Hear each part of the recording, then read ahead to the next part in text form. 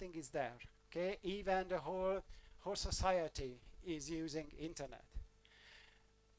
But the problem is the content and the driver that are available in the internet, and it is designed to be addictive because those who design the content, they want you to stay there. So what they want from you is the attention. That is attention marketing. Okay, they want your attention, and that's why they use different technologies to keep you there.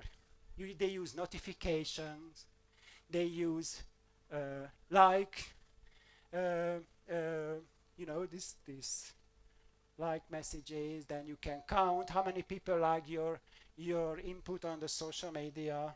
Okay, and as I mentioned, internet is used for work. Okay, it can be used for work as well. So if you use for work, it doesn't mean that it is a internet addiction, because that's why you use. We are sitting in front of the screen and doing our work. Okay, so that's the problem with pathologizing or giving something as a diagnosis, which already we do for work, for living. So nowadays there are different schools in addiction science. Some schools say there is an internet addiction, and other people say that different contexts like Facebook addiction, social media addiction, or problematic social media use, and so on. Next slide, please, and the next one. Let's see, what do we know? How frequent is this problem? Okay, and I dig into the literature to try to see international data. I frankly say that I was very dissatisfied because there are not many data are available from Africa. For example, in this review, this is published in 2014, and as I listed the different frequencies of internet addiction. What is that?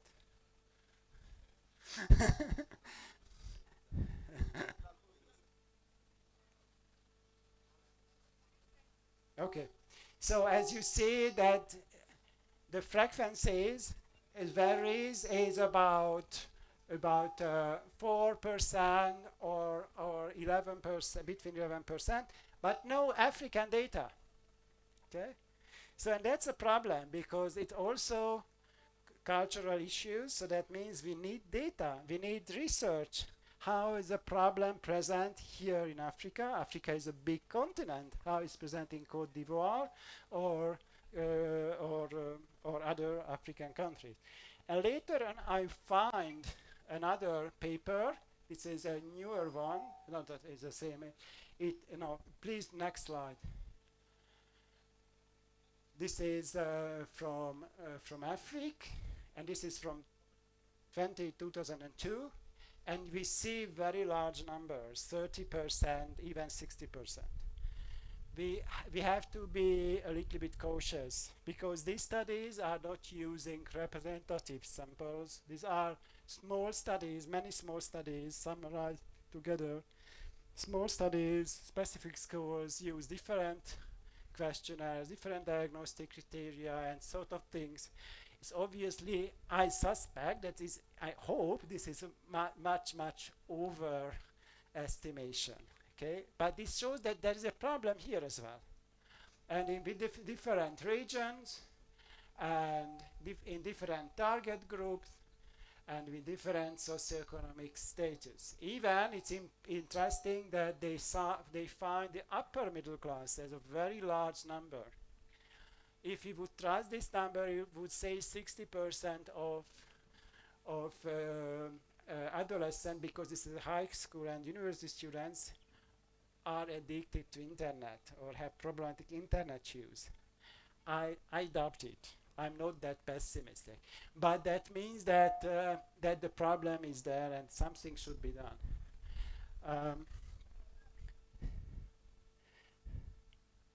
Let me see, because I prepared, no, back to the previous slides. I prepared something else, and by chance it happened that we opened an older folder, older show, which missing some part that I plan to do. I want to present you a case. Okay, let's call him as Coffee. Coffee. Coffee is a local name. Okay, Coffee. Coffee. Okay, Coffee wakes up. No, just a moment. Coffee is a 15-year-old boy who used to enjoy playing soccer with friends, who liked reading fantasy novels and spending time with family. However, over the past year, Coffee's routine has changed systematically or significantly. After school, instead of joining friends for a game or doing homework, Coffee rushes to the bedroom, grabs the phone or laptop, and disappears into the online world. How Coffee's life a day, an average day. In the morning, Coffee wakes up feeling exhausted after staying up until 2 a.m. watching videos on YouTube and scrolling through TikTok. Breakfast is rushed and Coffee barely makes it to the school on time. During lessons, Coffee struggles concentrating and frequently checks notifications under the desk. Afternoon, after school, Coffee skips soccer practice to play an online multiplayer game. The plan is to play just for an hour, but it stretches to 3 hours. Homework is left undone, and when Coffee's parents remind them, Coffee snaps saying, I will do it later. Evening. Dinner with the family has become tense. Coffee brings the phone to the table and checks it constantly. Attempts by parents to enforce no screen at dinner lead to arguments. After dinner, Coffee goes back online, alternating between gaming and chatting with online friends. By the time Coffee looks at the clock, and it's already past midnight. Teachers have already noticing that Coffee is distracted and less engaged in class. Homework assignments are missing or incomplete, and test scores are dropping. Friends are drifting away as Coffee declines invitation to hang out, saying I'm busy. Instead, Coffee spends most social time in online gaming forums or chats. Coffee complains of frequent headaches and sore eyes. Sleep deprivation has made Coffee irritable, and the lack of exercise has led to feelings of fatigue. Coffee's relationship with their parents is becoming strained. Attempts to limit internet use are met with anger or frustration, and family time has become almost non-existent. And this, one more, a few words. Despite the constant online activity, Coffee often feels, even with many online friends, Coffee misses the deeper connections that come from real life friendship, loneliness. Okay. Coffee also experiences anxiety. A fear of missing out drives Coffee to stay online, longer afraid to be out of the loop. You know, fear of missing out. We all know this feeling. We don't want to miss something important happening online. Okay? And Coffee knows that the grades are slipping and that family relationships are suffering, but feels trapped in the cycle of addiction. That's the guilty. Okay. What are the warning signs in Coffee stories? I know that it was very fast. Okay? It's difficult to follow. But you may grasp the certain warning signs. What did you get? You get that internet use dominates Coffee's thoughts, feelings, and behavior. This is the salience. Next slide, please. Oh, no. Okay, I'm sorry. This is, go back. Okay. This is salience. Coffee uses social media to avoid feelings of isolation and boredom. Okay, that's a mood modification. Okay, coffee stays online until late at night, needing more screen time to feel engaged. That's what we call tolerance. Okay, when coffee parents take away his phone, he becomes irritable and anxious. That's what we call withdrawal symptoms. Okay, and it's not withdrawal is not just because coffee is a bad guy. He suffers from this problematic behavior. He's suffering. Okay? Coffee argues with his parents about the screen time, and his school performance suffers due to neglected homework. This is another sign of addiction when the usual tasks are neglected. And coffee deletes social media apps but reinstalls them soon after, so coffee is unable to stay away. Okay. So the coffee may be an average guy, okay, but maybe there who has some problem with the internet. Who has the similarity with the story? Or know someone who has something like that coffee? Yes. Another one? Only one? You are quite lucky. Just think of that. Think of yourself. Is the problem is in your family? Not necessarily your children, maybe some others' children. That's easier to see it in others' children. Yes. Okay. Good. So, how we can avoid that, how we can prevent that, I'm going to talk about the closing session, okay? But now I just show you one picture. I find it quite, next slide please. Can you see, I don't know whether it's, this is a bicycle attached to the machine, and that's the way how students can recharge the electric device. I think it's a brilliant idea. It is from Netherlands. And then we need these brilliant ideas because we are in a very complex world, more and more complex world. We need creativity, how to attract kids and how to incentivize kids into for example, into physical activity. Okay, so, and I want to switch the discussion about another topic, and I think it's very important, how the digital age had impact on sexual behavior of young people.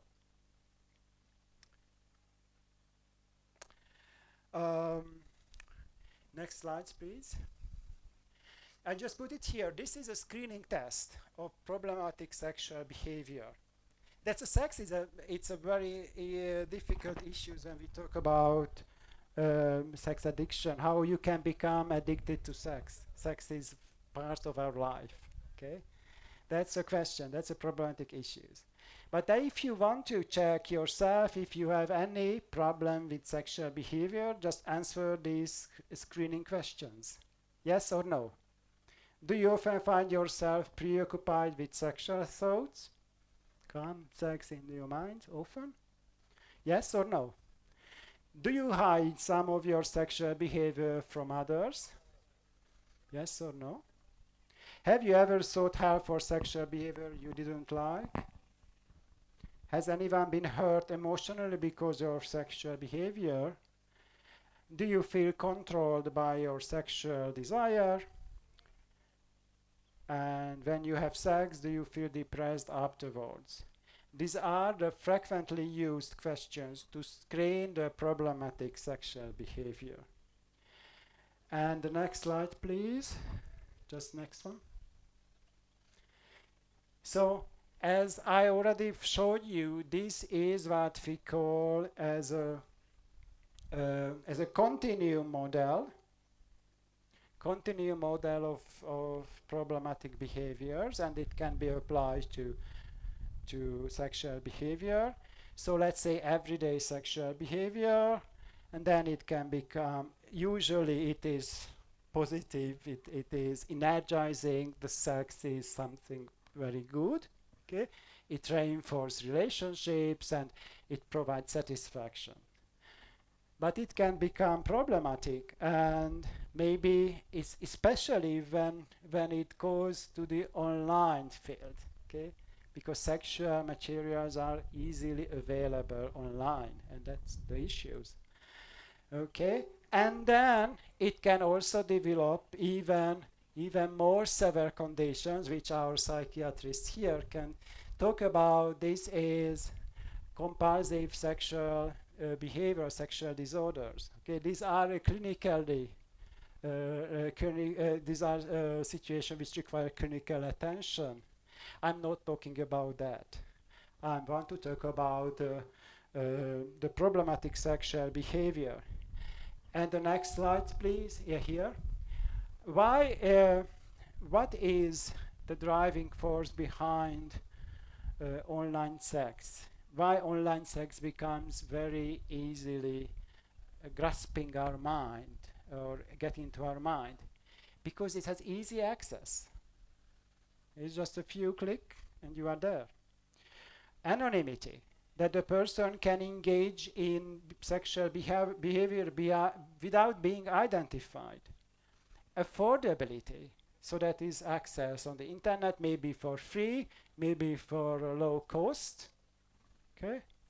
The convenience, it's available every time. You don't have to make a rendezvous, you don't have to bring your partner into a dinner, take a dinner, you don't need a preparation, this is there. Okay, you don't have to buy flowers. Do you buy flowers? Man, do you buy flowers for your women? Buy it because they like it, usually. Am I right? So on the internet, you don't have to. Okay? This is a kind of an escape from the real life stress. Okay? And on the internet, the person have more control. Okay, control over the situation. We can say that it's safe. It doesn't transmit. It doesn't transmit disease, infectious, but it transmits other problems. The relationship strain, the relationship problem. Okay, and it can be really easily kept in secret. Okay, and there are different types of online sex. So that makes these things even more difficult. We can talk about porn, we can talk about cyber sex, sexting, online dating, webcam, virtual worlds and games, etc. They are all available. As a parent, you need to be aware of that. Maybe your kids are much more knowledgeable than you about these all options. The only things that you can have that if you are present and available for your kids to discuss this problem, but they do on the internet. And how do young people make pornography? I choose pornography because that is the best research area. The all other things are less research, we have less knowledge, because they are very new. Okay? So, the research shows that kids find pornography maybe unintentionally. They just wander around the internet. And since these are available everywhere, then they just bump into. Okay? I don't have data, local data, I have international data. For example, in United States, 19% of very young kids, 10, 12 years old kids, accidentally come across some pornographic content. And that's the age in which their brain is not developed to understand what is there. There are so much emotional problems, Or the best thing if they are not interested. They don't know what it is and then go over. The worst if they try to understand what it is. And they have, maybe they have physiological reactions, they have psychological reaction, but disturbing because they are not aware of what is that. Okay? So that's what we have to be very cautious and very careful what they find on the internet. I will give you some ideas how to control that. So that is the parental task, to control what kids find on the internet. This is like as you teach your parents how to go on the street. You look left, you look right, you check the cars, okay? You take care of that. You teach your kids how to brush teeth. And nowadays, you also have another task. You have to teach your kids what to do online and how to avoid the problems online. Maybe you need to implement some filters at your internet access. There are some filters, technologies. Technologies are available to control the content that the kids can see. Okay? And it is especially important in this age. This is your task. They cannot protect themselves. This is a harsh word on the internet. And as you see, at the older age, still vulnerable, from an Australia research from Australia shows that kids in age 16, 17, 60% girls have encountered pornography unintentionally. They didn't look for. Okay? The boys is more. This is self-report. Maybe they say that it was unintentional, but still, more than 80% boys find in young age pornography unintentionally. There is also intentional search. Intentional search means that the kids are curious. They get aware that porno exists. Okay? They have questions about sexuality. They have questions about sexuality which they don't dare asking from you. Okay? Maybe as a parent we also have difficulties to discuss these issues. That's what they feel, that they don't dare asking these questions. That's what our roles to work in our life about this issue. How I relate, how we relate to sexuality. How we can easily talk about sexual behavior with our kids. Okay. And the pornography had different forms, but nowadays the internet is the primary source of pornography, and it becomes an integral part of young people. And don't believe that your kids don't watch porno. That's very likely that they already watched it. Maybe they don't talk about it. Okay? And this is easy access to internet and easy access these materials that makes the primary number one source of pornography. So sometimes, since there are missing information about sexuality, sometimes it is a primary source, but it doesn't mean that a good source. Okay? The pornography gives bad impression about sexuality. There is a distorted view. Okay? So what is the task of the parents to prepare the kids? Okay? Or at least be open to discuss that. And when I'm talking about it, because one issue that struck me, next slides, please. Is that issue? No. Next slides, please. One issue, when I prepared this presentation, I didn't plan to talk about this. But when I prepared my presentation and looked for data to present, I realized one issue that I haven't faced with. This is what we call online child sexual abuse or online child sexual exploitation. And it shows, the data shows that more than 300 million children under age of 18 have been affected by online child sexual exploitation and abuse in the last 12 months. This is a report that was research. Asked kids about this online child sexual abuse, whether they have experienced anything during the last 12 months. And then more than 300 million kids answered yes. That's amazing. That's terrible.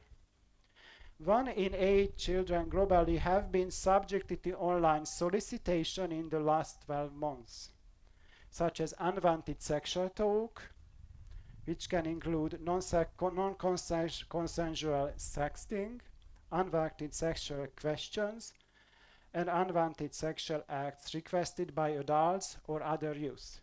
These are the infographics. I'm sorry it's in English, but you see the numbers that I'm talking about. And if we see the global prevalence in the world, next slide please. You see, this is about the question. I cannot see what was the question. Okay, is there was any image-based sexual abuse? So it means that the young kids received sexually explicit images from somewhere unknown. And as you see, darker and darker color, higher and higher prevalence of yes response to this question. And then as you see Africa, sub-Saharan Africa, there is a very large number. What's going on when kids are on the internet? Okay.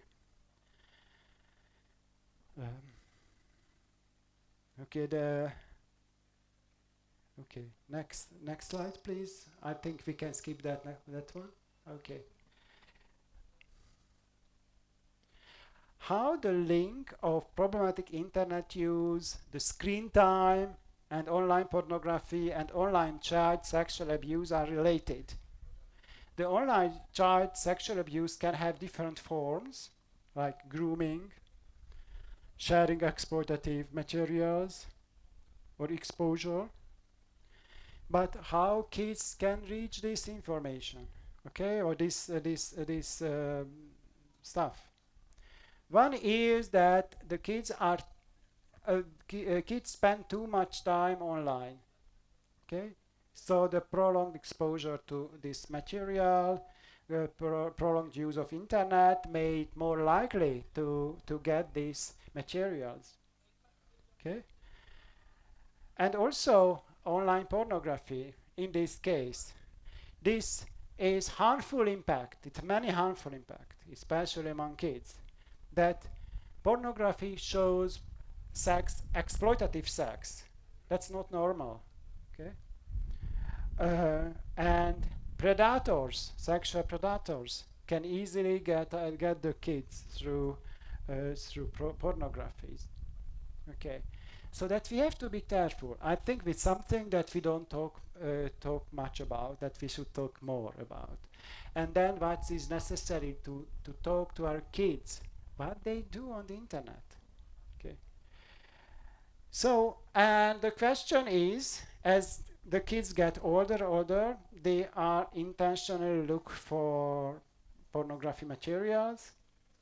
That's the age. They are curious. That's in the science there is a word called sexual sensation seeking. As the hormones goes up, they have this sexual interest increasing. Their brain already developing through this pattern.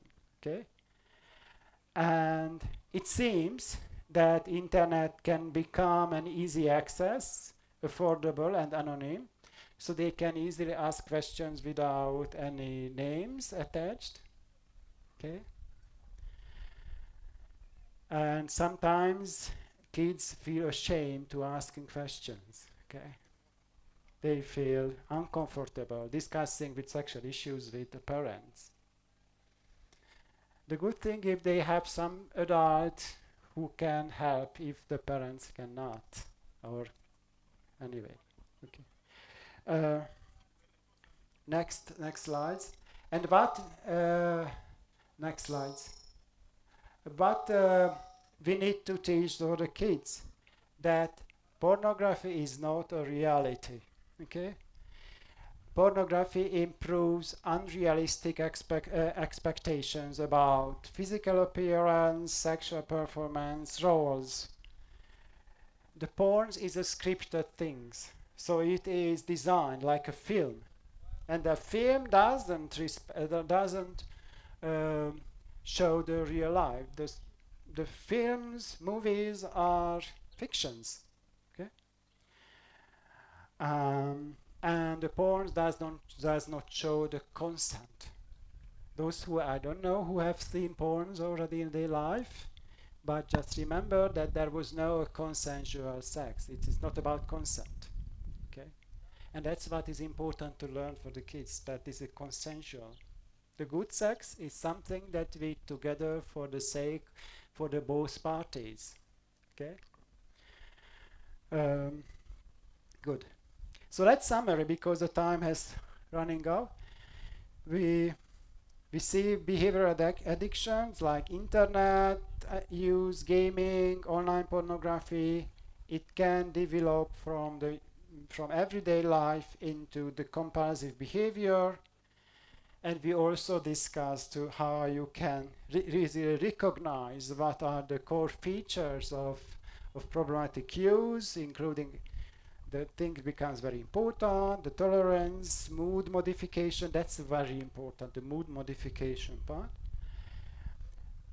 Heavy internet use itself is not necessarily an addiction. Just remember, if you work on the internet, I work on the internet 10 hours a day because that's my job. Writing papers, writing letters, connect people, etc., etc. Okay, but that doesn't mean that's a problematic use. The problematic use becomes when it is used for mood regulation, or it is the loss of control. The person wants to spend only 1 hour, but it lasts 5. Okay, finally. Okay. And online pornography is a serious issue, especially among young kids, because they are not prepared. This is unnatural. Okay, the brain are not ready to take this. Okay, especially pornographic materials activate this reward system much heavily than all other activators from the behavior addiction field. Okay. So the next session, at the end, when I should talk about the challenges in the field of behavior addiction, I'm going to talk about the prevention. Okay, and then I'm going to start with why young people are especially vulnerable for behavior addiction, and then I will highlight some issues that we can use to prevent this to develop. But for preventing this problem, prevention is much better than the cure. Okay? The prevention of this problem requires coordinated actions from the family part, from the governmental part, from the regulatory agencies, and also from the producer of the content, how they can produce the content ethically. That's the ethical use, ethical production. That's the cornerstone, because they use the brain mechanisms which is very difficult to intervene. Okay? The brain is something learned very quickly. Okay, so that's it. That's what I wanted. So I hope that I can see you tomorrow for the prevention part. Thank you for your attention, and if you have any questions.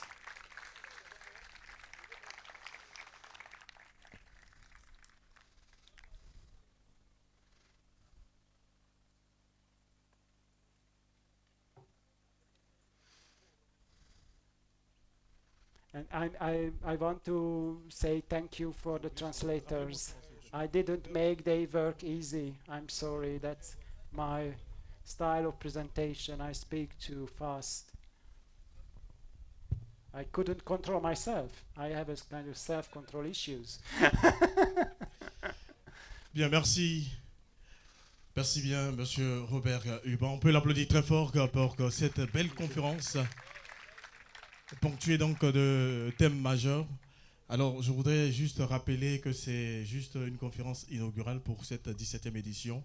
Après quoi, nous aurions des ateliers pour le rendre donc beaucoup plus interactif. Alors, c'est bien perçu. Merci. Mais avant de vous laisser partir, on va permettre à l'Assemblée de poser 3 questions. 3 questions. Selon votre sensibilité, votre choix de langue, ça peut être en anglais comme en français. Je me dirige vers où? 3 questions. D'accord.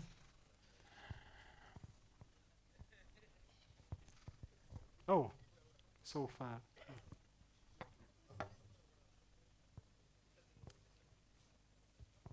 Thank you. I'm Mrs. Gautran, but I noticed that most of our children have these 2 main problems. So can you give us a main process to help our children? Thank you. Merci. Merci bien, maman. Okay. That's a very complicated question. That's why my lecture will be about. But I think it's important to know that everything starts very early. If it's something that we fight against the dragon. The dragon is those stuff in the internet. So what we can do? What do you do when you want to prepare someone? Okay. Someone against a dragon. You want to empower your kids. How you can empower the love, the relationship, the open communication. Start very early. You cannot start open communication when the kids are 16 or 17. Okay? It should start as early as possible. And when they are young, you also need to control their behavior on the internet. Don't let them alone there. Okay? Sit there with them and teach how to use internet safely. See what they see. Help them to understand what they see in young age.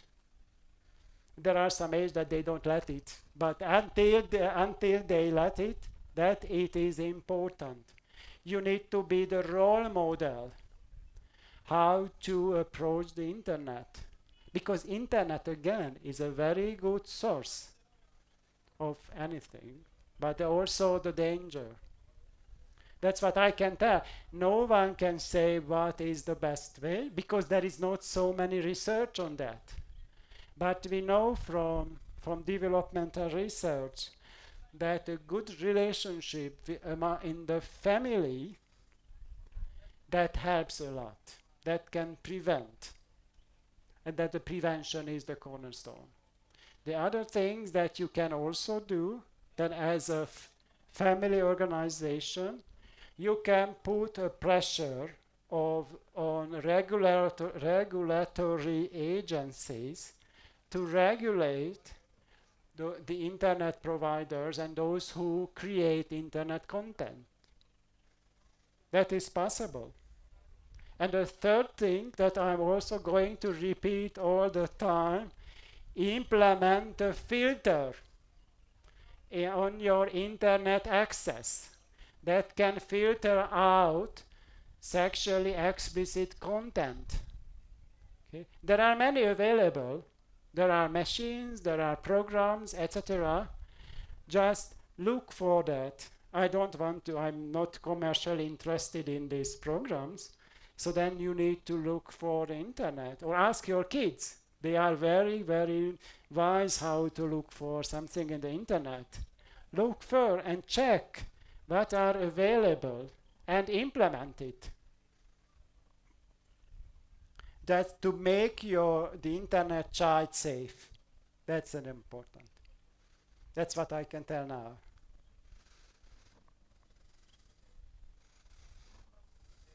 Ok.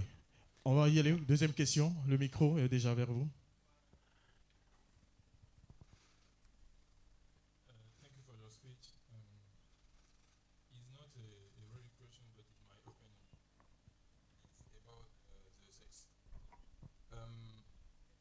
I think that the problem of the children about sex is not himself, but I think that is a communication between the parents and the children. For my advice, I think that it's not it's not it's not so good to do all things by string.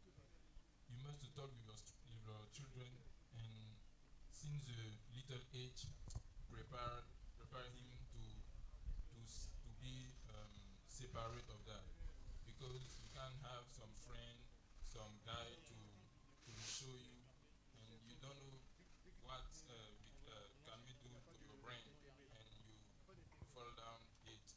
So they can do difficult for you, and if your parent is an angry guy, you cannot explain that. You cannot explain that to him. So you is only bad. He said that I can let it eat.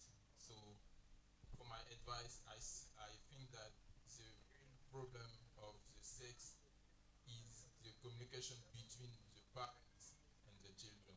Thank you, sir. Okay. Thank you very much. So one of the young person message to all, and we can take it.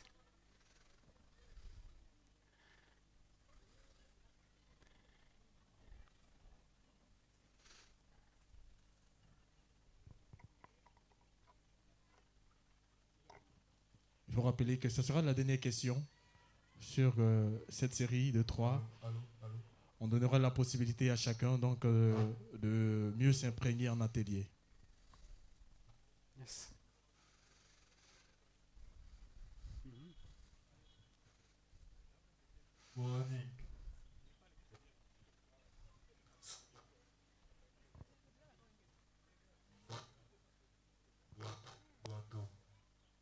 One, two. Okay. So. Okay.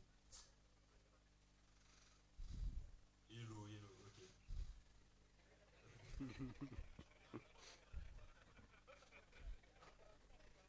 Working, it's not working.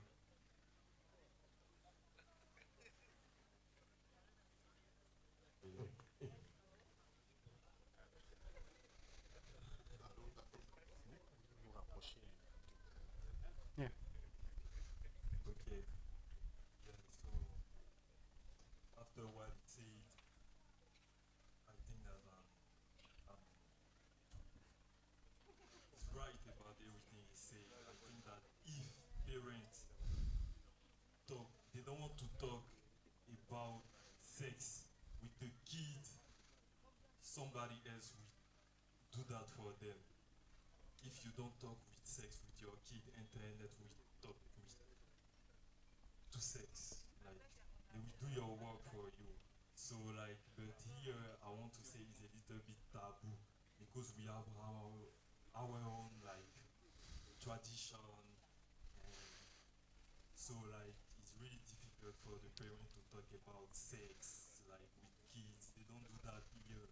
So it's like you go to school, you have friends, like they have porn. If you don't watch it with them, it's like you don't like they will just reject you from the group. Mm.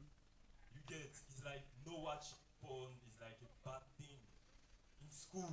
Like when we are all young, it's like when you do when you don't do those kind of stuff, they see you as like someone like weird, like why don't you do that? And like it's very complicated. And like I really feel like the parents need to talk about sex to the kids before internet talked about sex to their kids. So yeah, they really like. Yeah. But if I were part two, like kids, like when you look at something, you know it's not normal. Like you have like, your subconscious something in your back telling you that it's weird, but sometimes it's really hard to know that what you are doing is wrong because everybody around you is doing that. So when you don't do that, it's like, am I like the wrong one? Am I doing like something wrong? Like I don't watch porn. Ah, you don't watch porn. You are so lame. Like that's what we do here. So Thank you very much. Thank you. Just one more minute. I think it's important. That's no one is born to be a sex educator. This is the professional task. But one thing I can advise that WHO has a technical guidance of sex education. You just can Google it. WHO, World Health Organization, developed a technical guidance how to provide sex education in different age groups. And it starts at age 4. It doesn't mean about sex, it's about the body. How they body, what's the name of the body part, how they relate to their body, what are the no touch zone, and sort of things. And the kids can get older, can have access to other stuff. It's very useful. Just look at it, Google it. And if there is no sex educator in the school, you have to prepare yourself to do that. Because somebody has to do. If you don't do that, that's where internet is going to do. Thank you. Thank you. Merci. Charlène, tu étais désignée pour traduire tout en anglais. Tout ce qui est dit en français, en anglais. Alors, chers parents, vous pourriez donc vous applaudir très fort. Je voudrais juste rappeler que cette conférence inaugurale a porté sur les addictions comportementales, l'utilisation d'Internet et dépendance, la pornographie en ligne et les jeunes, et naturellement quelques interrogations. Pourquoi les jeunes sont-ils vulnérables et les étapes donc à suivre pour y pallier. Alors que merci encore à vous pour votre attention. Nous allons à présent consacrer cet instant à nos partenaires et quelques vidéos et on revient juste après.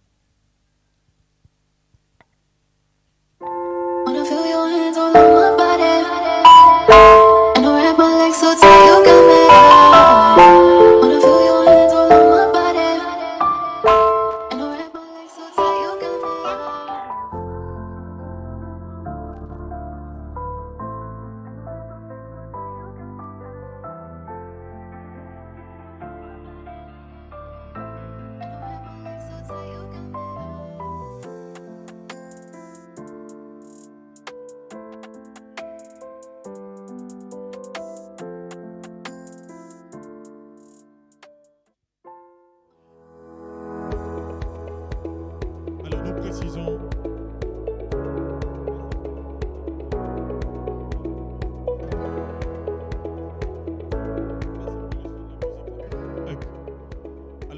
rappelons que juste après, nous aurons un moment de pause. Nous vous prions de rester en place pour avoir dans le détail de la suite de ce programme. Merci donc de rester en place, s'il vous plaît, chers parents. Merci.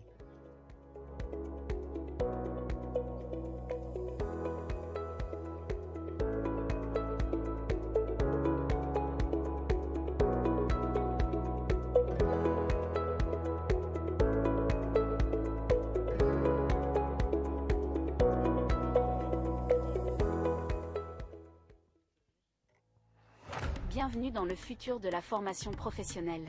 Découvrez notre nouveau package de 600 formations e-learning, conçu pour vous aider à exceller dans tous les aspects de votre carrière. Avec 14 thématiques clés, notre catalogue complet couvre tous les domaines essentiels à votre succès.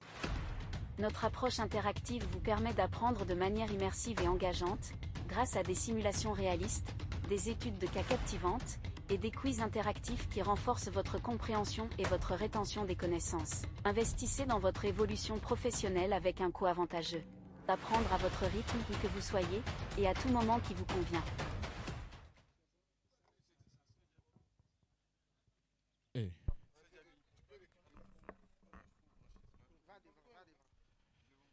Bien, merci à tous ces partenaires. Vous voyez déjà que sur nos différents écrans LED, des noms des partenaires qui nous accompagnent. Et c'est aussi le lieu pour nous de saluer certains parents qui ont eu donc cette initiative d'accompagner l'association Famille et Éducation dans l'organisation de cette journée ivoirienne de la famille. Et nous allons en présent saluer le professeur Angaté, le professeur Kwaku Firmin, le professeur Kakou Médark, monsieur François Koumouin, maître Olaï et monsieur Gibril Dao, directeur général de l'école des familles Makoré. Charlène, on a une suite avec toi, s'il te plaît.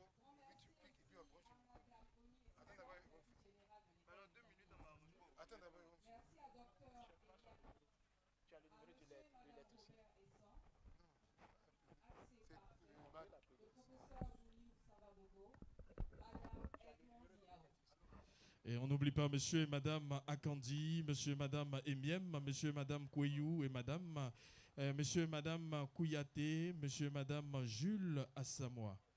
Monsieur et madame Tanoé, madame Dagiselle, monsieur et madame Moké, monsieur et madame Akibou. Alors, merci encore à tous ces parents et également merci à tous ceux qu'on a pu donc citer. Tout le remerciement vous revient pour tout ce que vous avez pu donc œuvrer pour la réalisation de cette 17e édition. Mesdames et messieurs, chers parents, je voudrais rappeler que la pause café c'est juste derrière, mais avant, quelques rappels d'informations.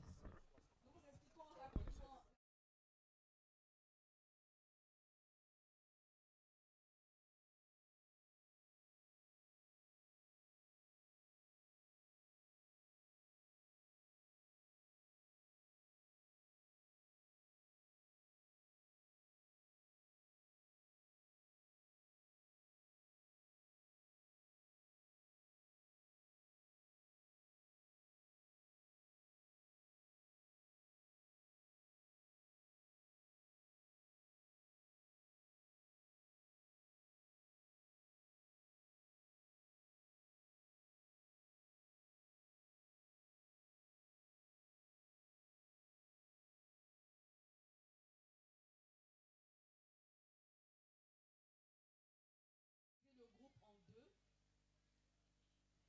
Alors, je me mets là juste en face. Donc, on prendra la première moitié qui va se diriger vers le bâtiment A. Il y a un espace qui a été aménagé pour ça. Vous aurez là-bas le premier atelier avec nos deux docteurs. Et sur le deuxième groupe ici va rester sur place. Et docteur Gaï va se déplacer pour vous entretenir. Les ateliers vont durer 1h30. À la fin de chaque atelier, seuls les intervenants vont se déplacer. C'est-à-dire que le groupe qui sera là aura les deux ateliers, pareil que le groupe qui va se déplacer vers le bâtiment A. Les personnes qui voudraient éventuellement échanger avec les docteurs qui seront présents, c'est possible. Les ateliers se veulent très interactifs, alors les parents pourront poser toutes les questions qu'ils veulent. Ce sont des ateliers uniquement réservés aux parents. Par contre, il y a un troisième atelier qui est prévu avec le docteur Urban qui a fait la conférence tout à l'heure. Et il sera avec les jeunes, voilà, les jeunes de 18 à 25 ans qui ne sont pas encore parents. Les jeunes de 18 à 25 ans. Donc je récapitule rapidement. On aura en somme 3 ateliers. Donc le troisième, je commence par celui-là, avec les jeunes de 18 à 25 ans qui va se faire avec le docteur Urban. Derrière le bâtiment A, le premier atelier avec Dr Aoumou et Dr Conan, ici, sur l'addiction au digital. Et le deuxième atelier sur les addictions au sexe, un peu avant le bâtiment A, avec Dr Gaï. Merci, Charlène. Il faut dire que tous les participants auront droit donc à ces deux thèmes et pas besoin donc de vous déplacer comme elle a signifié. Ce sera interchangeant, ce sera donc, on va dire à nos conférenciers, pas ici des tenants des ateliers, de se déplacer. Voilà, donc vous restez sur place. Le premier groupe, ça sera ici. Le second groupe, il y a un espace qui est aménagé là-bas, tout droit, un peu à proximité du bâtiment A. Vous y tenez et puis bon, les chargés de ces ateliers vous rejoindront. Mesdames et messieurs, nous avons été très heureux de vous avoir ici, nous, Charlène et moi-même. Et avant donc de clore cette 17e édition, nous voulons rappeler que demain, nous allons nous retrouver ici sur le coup de 7h30 à 8h et pour des instants de découverte et de confession, parce qu'après, il y aura la messe sur place.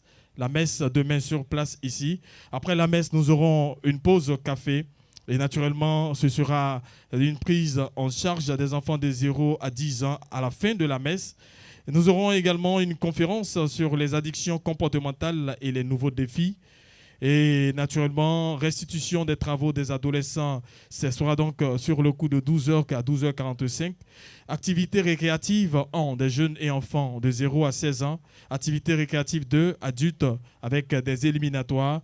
Et tout naturellement, le déjeuner, oui, reparti entre les tranches d'âge 0 à 16 ans. Et puis 16 ans et plus. Et le dernier groupe, les adultes jeunes entre 17 ans et 25 ans.